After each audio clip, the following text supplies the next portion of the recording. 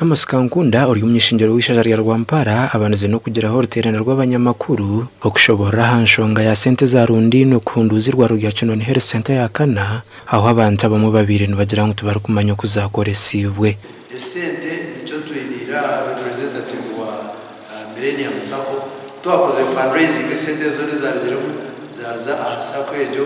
in account number chairman yabashomira esente zo zikaragaho kandi no signatory nka chairman wa coach initiative na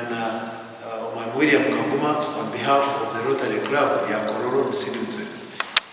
We started this project long time ago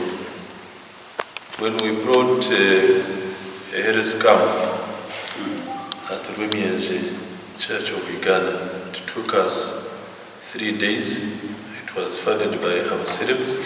Nabonye mahabiro kwa sebitanda 30 no kurambura umurimo guriyo no gukorwa irwa reri ogukombeka izaro ry'abakazi bitabara kwembera irwaro bagira ngo bacine kizubu cy'amizi kuntambuye rumwirwaro hariho challenge y'amizi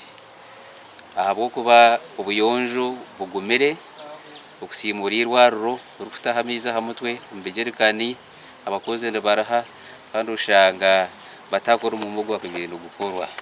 mwene hi bakikanturira ngo progress iriyo negenda je kandi bariyo batamumaramu kwija futari kirampa okumbeka kuzaha workplate abantu bagira ngo kigenderwa cyo kutungurirwa reri no kwendangwa abantu batunje ubuhereza bwa hihi gasha kwa netatukunda Dr. Mugishogo kwebaza gavumenti